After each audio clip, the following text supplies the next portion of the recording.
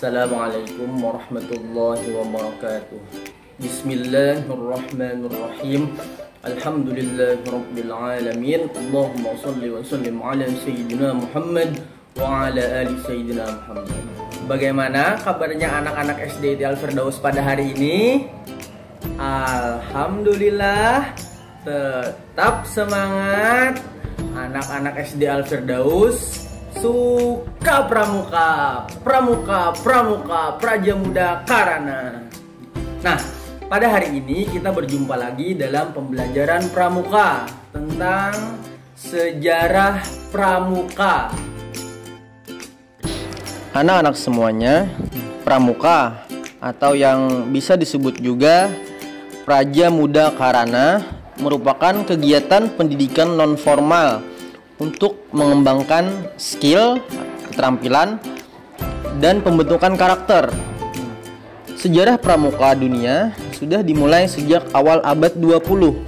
Sementara sejarah pramuka di Indonesia baru mulai diresmikan pada tahun 1961. Di Indonesia, gerakan pramuka menjadi kegiatan ekstrakurikuler pada tingkat sekolah dasar, menengah pertama, menengah atas maupun menengah kejuruan. Tingkatan pramuka di Indonesia dibedakan menjadi kategori siaga, penggalang, penegak, dan pandega. Kegiatan pramuka menekankan pada pengembangan kemampuan lewat kegiatan menarik melalui outdoor. Dalam istilah internasional, pramuka dikembangkan sebagai scouting atau scout movement. Membahas sejarah pramuka sedunia tak lepas dari peran penting Baden Powell yang diakui sebagai bapak pandu sedunia. Ia dikenal sebagai pramakarsa gerakan pramuka di awal abad 20. Sementara itu di Indonesia, gerakan kepanduan atau kepramukaan diinisiasi oleh berbagai organisasi yang dibentuk pada masa perjuangan kemerdekaan dan diperkuat oleh adanya momen Sumpah Pemuda di tahun 1928. Baiklah anak-anak ustadz dan ustadzah semua, apakah kalian tahu sejarah pramuka di Indonesia? Oke. Sejarah pramuka di Indonesia dimulai dengan pasang surut dalam aktivitas organisasi, di mana pada saat itu Indonesia masih berada dalam masa penjajakan.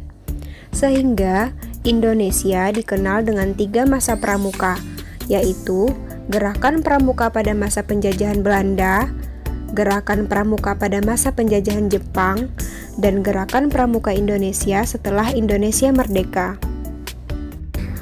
Yang pertama, sejarah pramuka Indonesia masa penjajahan Belanda. Gerakan kepramukaan ini dibawa oleh Belanda ke Indonesia pada masa kolonial. Didirikan oleh Belanda dengan nama Nederland Indisch Padvindersvereniging atau NIPV, yang dalam bahasa Indonesia dikenal dengan Persatuan Pandu-Pandu Hindia Belanda.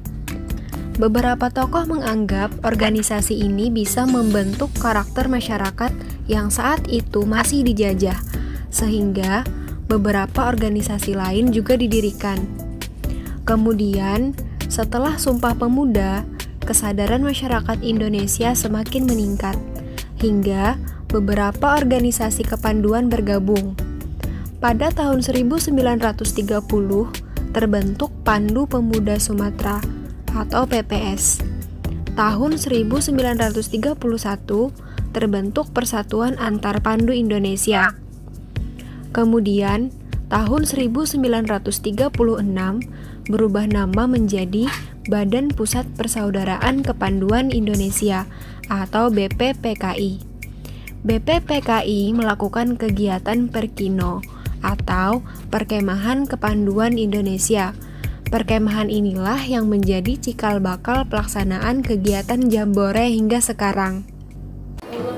Pada bagian kedua, tentang sejarah pramuka Indonesia masa penjajahan Jepang.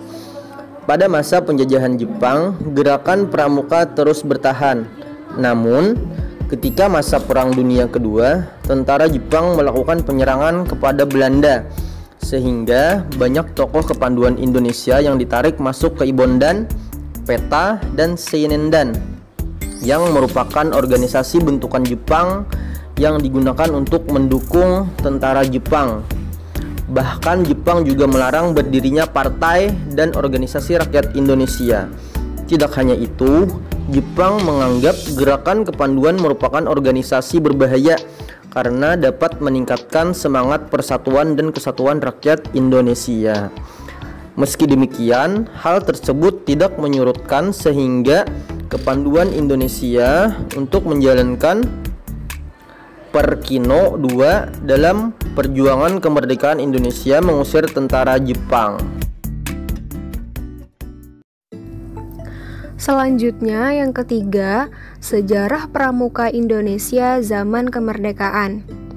Tidak lama setelah Indonesia merdeka, yaitu pada tanggal 28 Desember 1945, didirikan organisasi Pandu Rakyat Indonesia di Kota Solo. Organisasi ini ditetapkan sebagai wadah kepanduan di mana anggota kepanduan Indonesia bisa bernaung.